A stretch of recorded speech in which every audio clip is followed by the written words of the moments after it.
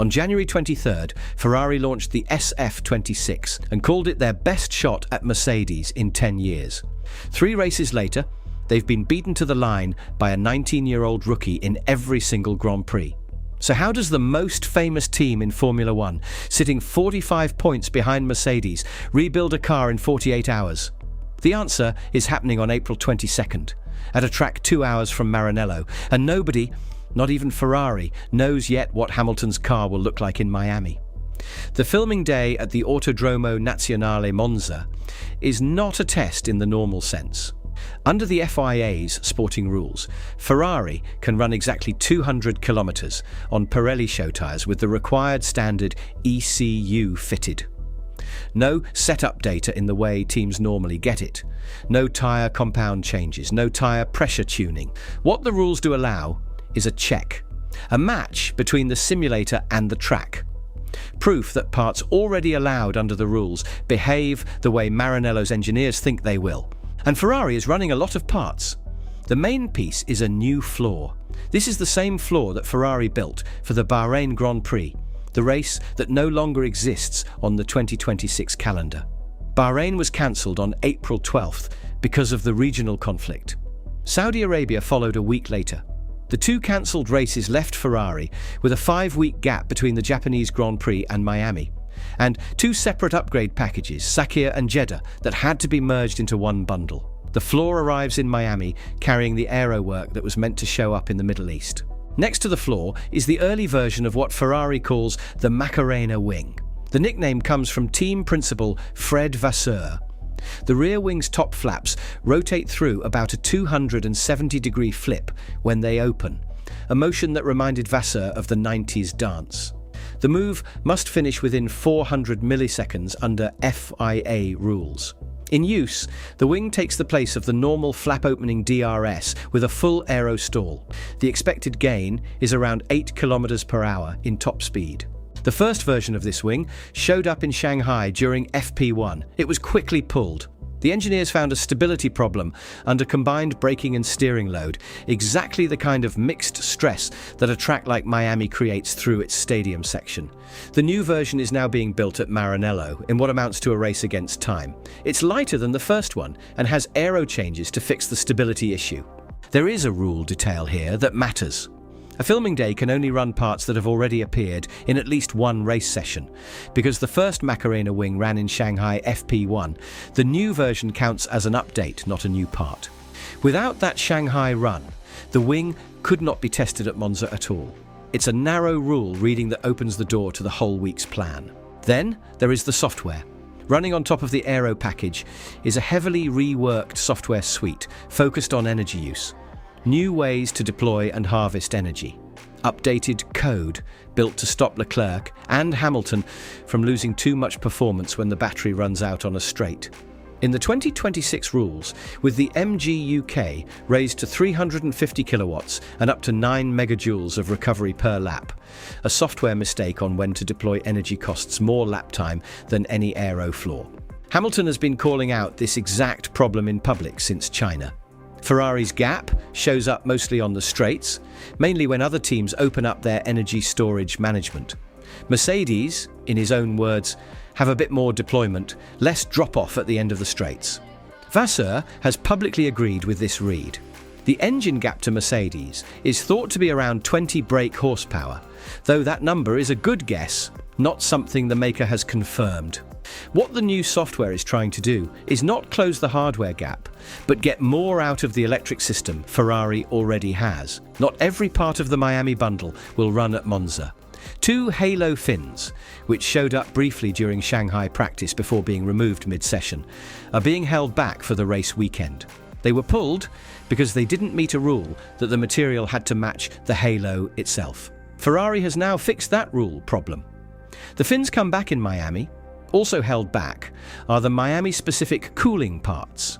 These are shape changes to handle the heat and humidity at the Miami International Autodrome, where track temperatures have gone above 55 degrees Celsius in race conditions. Which brings up the real strategy question of the week. What runs in Miami? Here is where the story locks to right now. The call on whether the updated Macarena wing actually actually races in Miami has not been made. The plan is to test it at Monza, check for any small tweaks before Canada, and then decide. For Miami use, the sprint format leaves things up in the air. The doubt is built into the weekend. Miami is a sprint event. Free practice 1 lasts 60 minutes. Sprint qualifying comes right after. There is no time to fix a moving wing part that has never run in a real race session. If the new Macarena wing shows any problem at Monza, the classic version from the first 3 rounds goes to Miami. If the data is clean, Ferrari has a choice to make. Take the risk for top speed gain, or wait for Canada, where the format allows proper checks. Ferrari is keeping both rear-wing versions in play. The option stays open on which version to use from race to race, the classic seen in the first 3 rounds or the Macarena. The reason Monza was picked for this check is not how close it is to Maranello, though that helps. It is energy use. Monza is one of the most demanding tracks for energy use on the 2026 calendar. 6 heavy braking zones feed 6 long full-throttle sections. 2 flat-out runs, the main straight, and the stretch from Curva Grande through the Lesmos, give the cleanest place on the calendar to measure how the battery is used. If the new software has a stability problem, Monza will bring it out. And this is where the Miami link becomes technical, not just a comparison. Miami's track shape asks for exactly what Monza asks for, packed into a tighter layout. The 1.4-kilometre back straight runs from turn 8 to turn 11. Top speeds have gone past 340 km per hour, with Kevin Magnussen's 2022 peak of 345.6 km per hour still standing as a marker.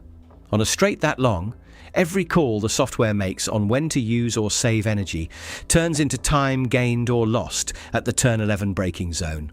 Monza is the only track on the calendar where Ferrari can test the full energy cycle without the added noise of street circuit bumps or hills.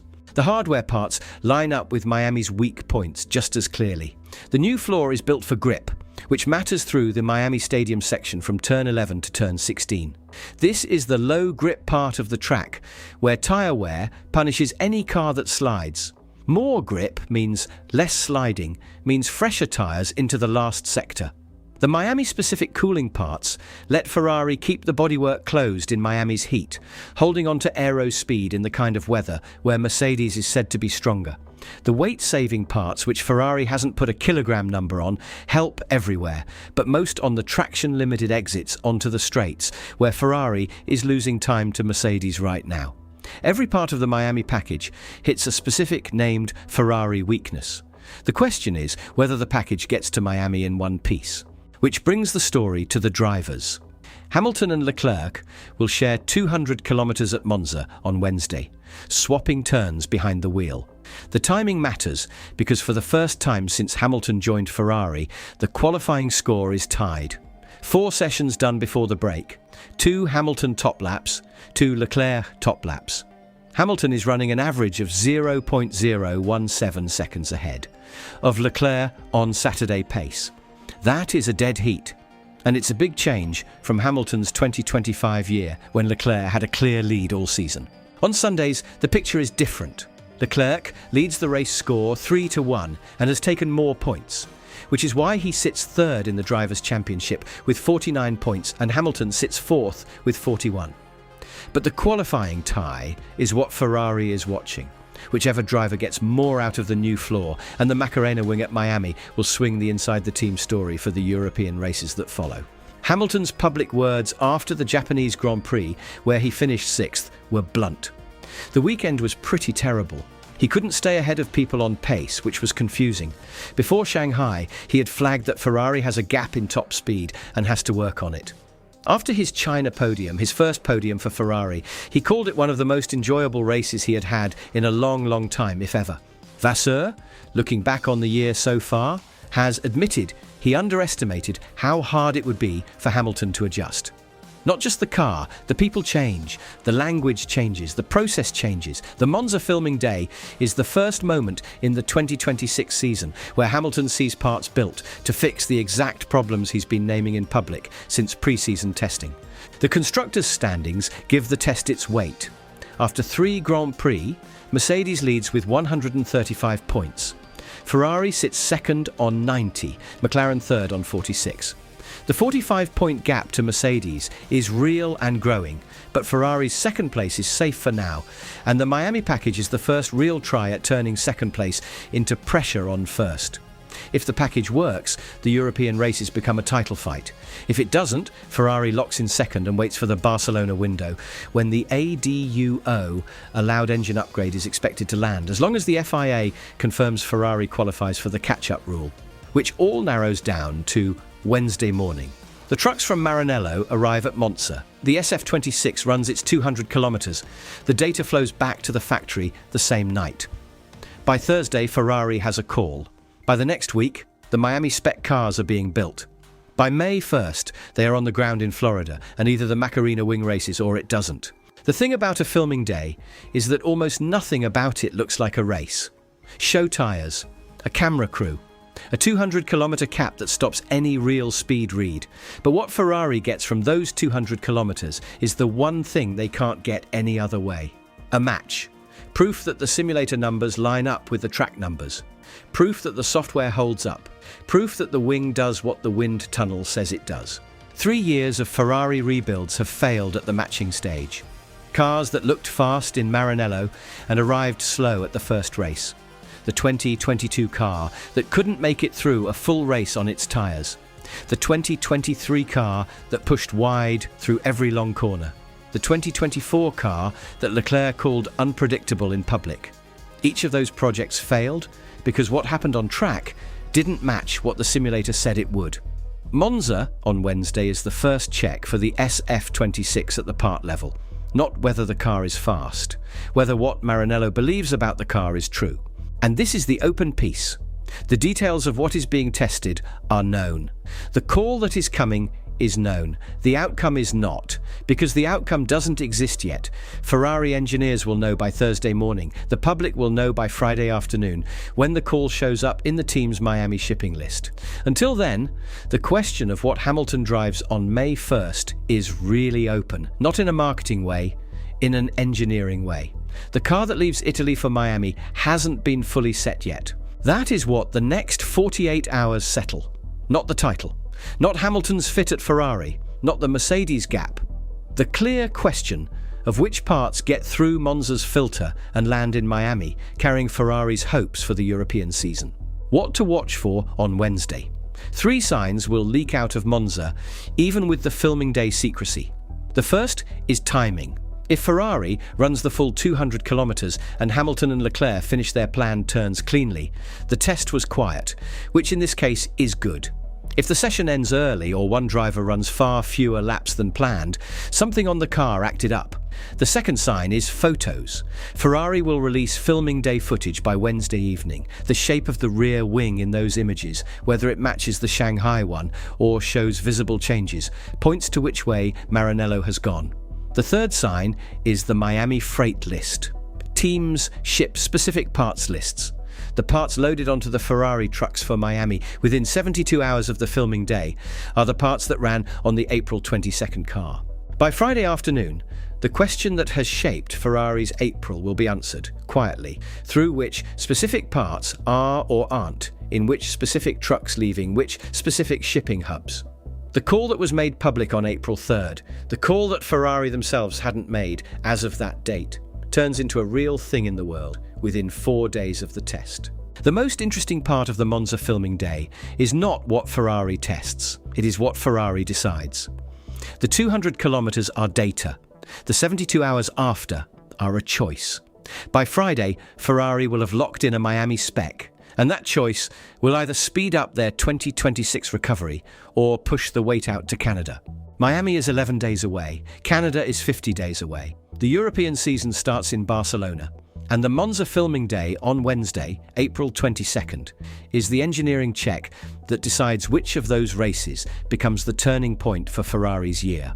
Wednesday morning Monza, 200 kilometers, 2 drivers, 1 new floor, 1 updated wing, 1 software package, and a call that nobody, not Ferrari, not Hamilton, not the paddock, not the FIA, can make until the car actually runs. That is the state of Ferrari's season as of 48 hours before Monza opens its gates. If you follow F1 at the engineering level and want the Miami package breakdown when it actually races, subscribe. The Miami weekend coverage starts May 1st.